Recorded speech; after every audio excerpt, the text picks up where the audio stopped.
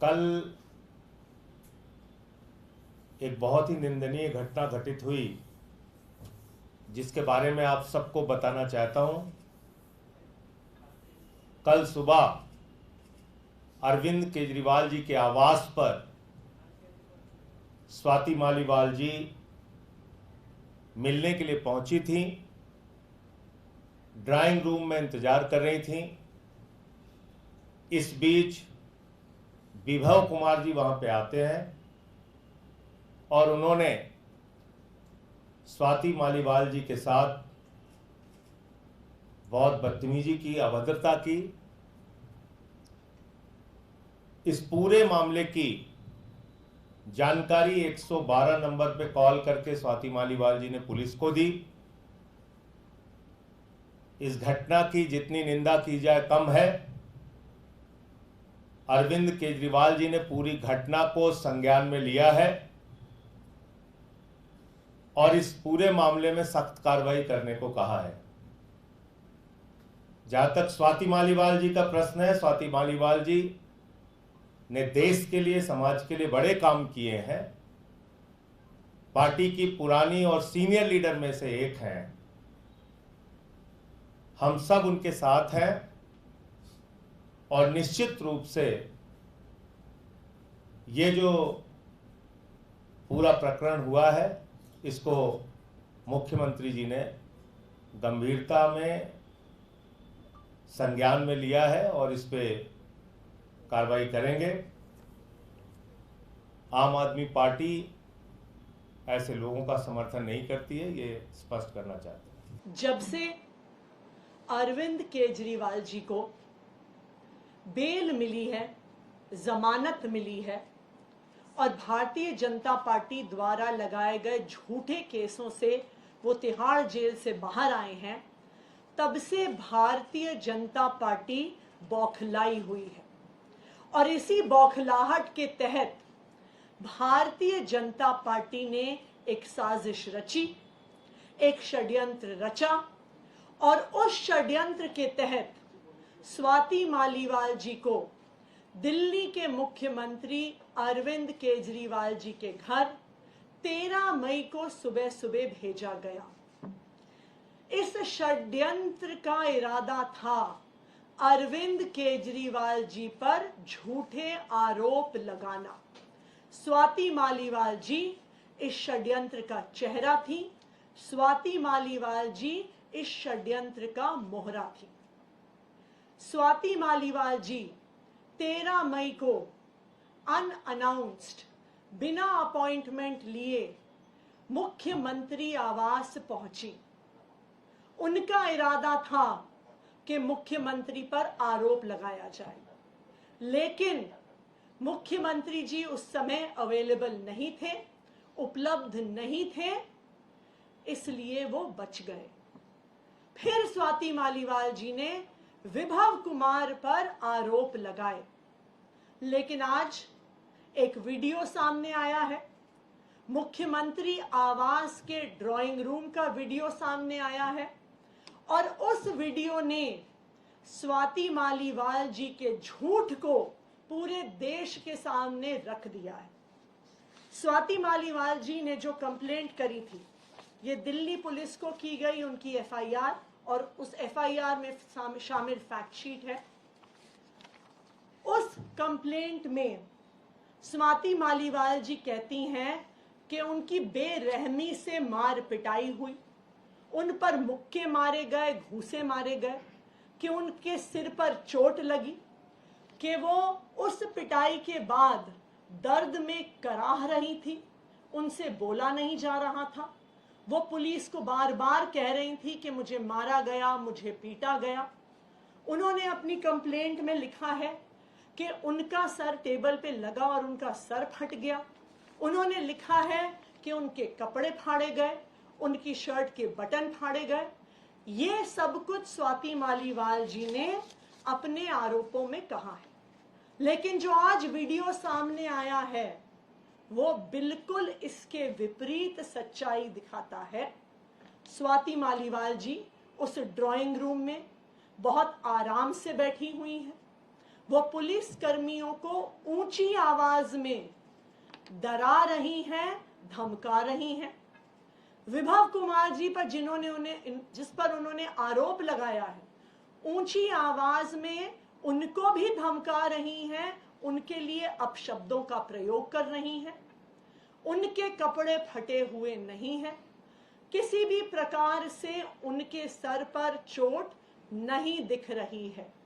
सिर्फ एक चीज दिख रही है कि वो पुलिस को धमका रही हैं, वो विभव कुमार जी को धमका रही हैं, ऊंची आवाज में धमका रही हैं, और कहीं पर भी वो इस बात का जिक्र तक नहीं करती कि किसी ने उनको छुआ है या किसी ने उन पर हमला किया है।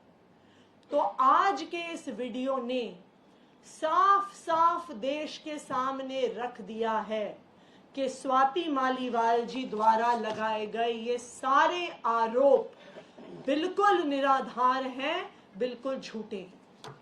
विभव कुमार जी ने आज दिल्ली पुलिस के पास स्वाति मालीवाल जी के खिलाफ अपनी कंप्लेंट दर्ज की है, और उस कंप्लेंट में उन्होंने 13 मई को हुए सीक्वेंस ऑफ इवेंट्स को बहुत स्पष्ट तौर से रखा है। 13 मई की सुबह स्वाति मालीवाल जी बिना किसी अपॉइंटमेंट के सीएम आवास पहुंची।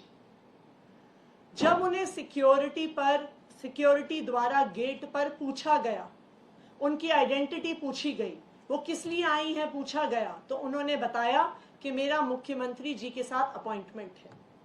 जब सिक्योरिटी गार्ड्स ने ऑफिस में क्रॉस चेक किया तो उन्हें पता चला कि कोई अपॉइंटमेंट नहीं है, और स्वाति मालीवाल जी को गेट पर रोका गया। लेकिन वहां पर भी उन्होंने पुलिस वालों को धमकाया, कहा कि मैं राज्यसभा की सांसद हूं, मुझे रोकोगे तो मेरे पास पावर है तुम्हारी नौकरी ले लेने की। और वो पुलिस वालों से झगड़ा कर और वो सीएम आवास में, जो सीएम रेजिडेंस का कैंपस है, उसके अंदर घुस गए।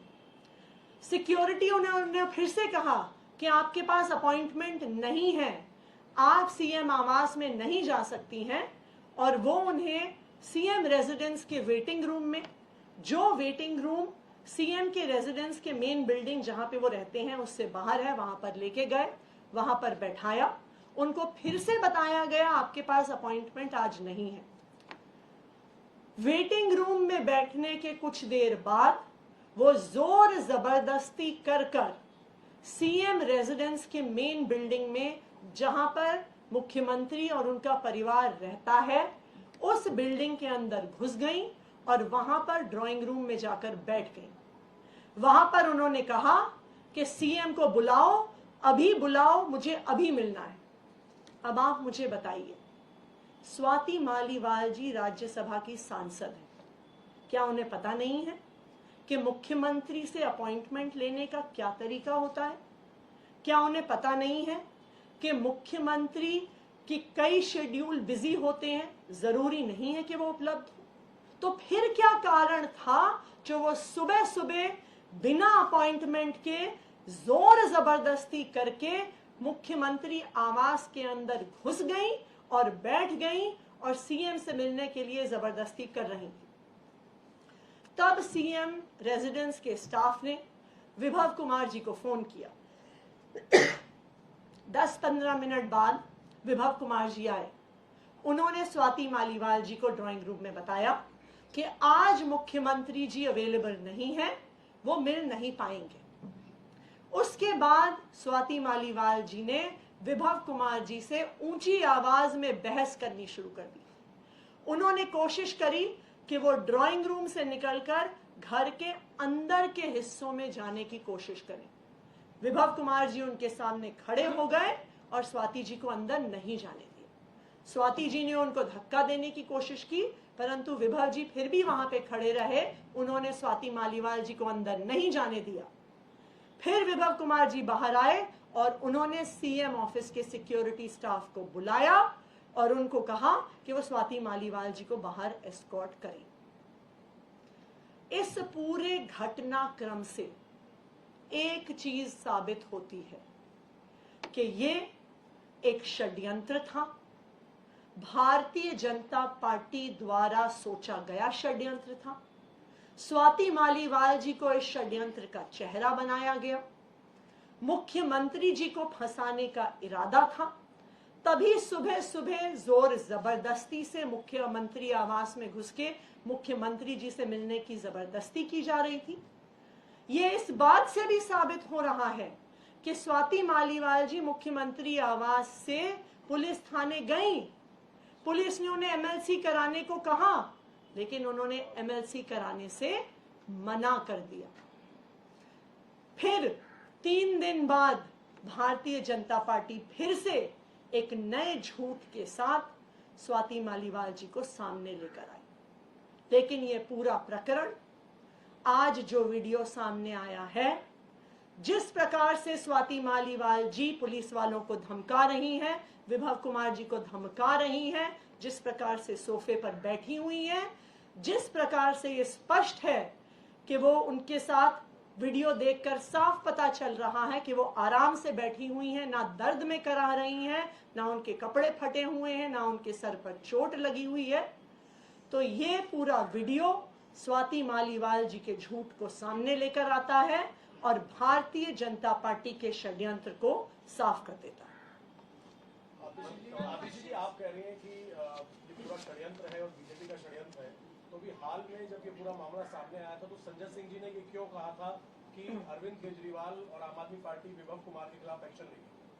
देखिए, जब संजय सिंह जी ने मीडिया में देखा कि स्वाति मालीवाल जी ने शिकायत करी है, वो पुलिस थाने गई, तब वो स्वाति मालीवाल जी से मिले। परंतु तब तक उनके सामने सिर्फ स्वाति मालीवाल जी का पक्ष था, लेकिन अब उनके सामने विभव कुमार जी का भी पक्ष आया है।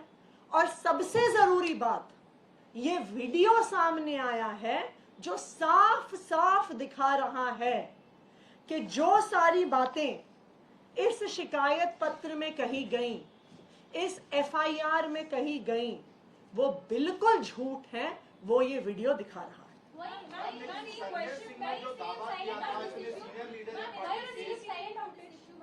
सॉरी,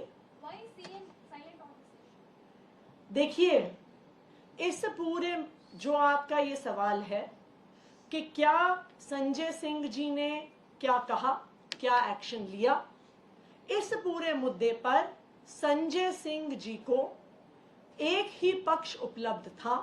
अब दोनों पक्ष हमारे सामने उपलब्ध हैं। ये वीडियो ना सिर्फ हमारे सामने बल्कि पूरे देश के सामने है। ये वीडियो साफ कर देता है कि स्वाति मालीवाल जी ने जो कुछ कहा वो साफ साफ झूठ था, और अब जो ये झूठ है वो पूरे देश के सामने आ गया।